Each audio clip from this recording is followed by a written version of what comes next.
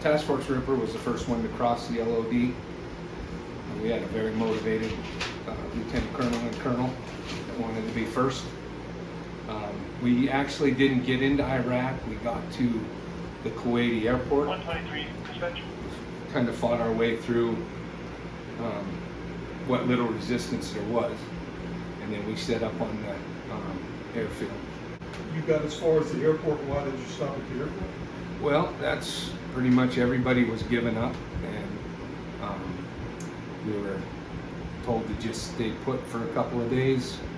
And then they did, some units did follow towards Iraq to try to get a hold of Saddam, but we were all pulled up short.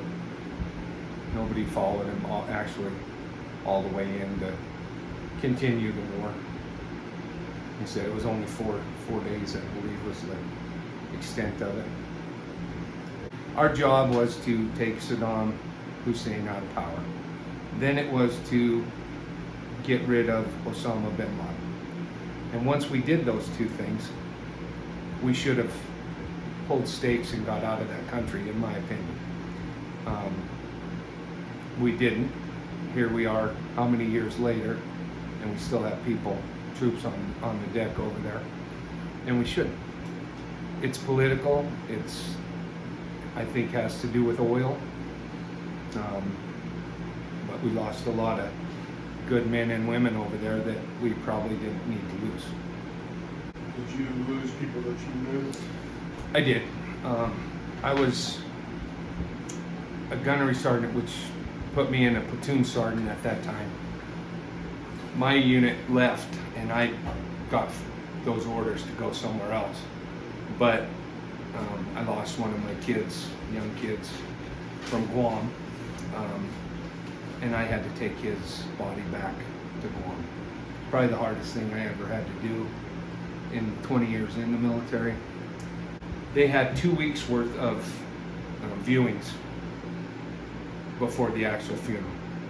So every day we had to get the body out of the freezer, get his blues straightened out, get his uniform straightened out, and then stand guard over the coffin while they did their ceremonies and stuff. Good ending to that is his best friend ended up marrying his widow and took care of his daughter. And you go, how he died? It was an IED.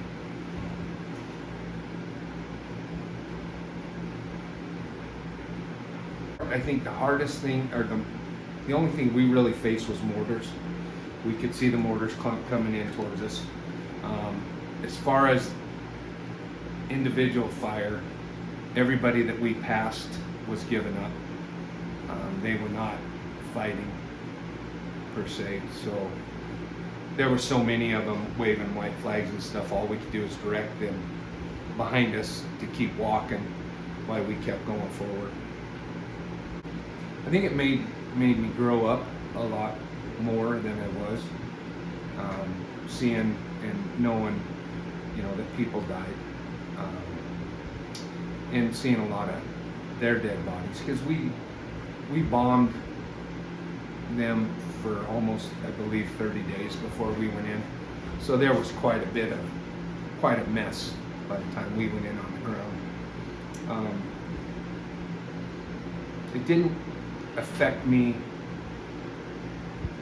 like it did a lot of people. I mean, I have never had any symptoms of PTSD. I've never had any bad dreams, anything like that. But I'd say just maturing a lot, and kind of made me want to take training a lot more serious when I got back, because you never knew when you were going to get called to go again, and you have all these young kids. The more senior you get in the military, the more responsibility you have for those younger Marines that are under you.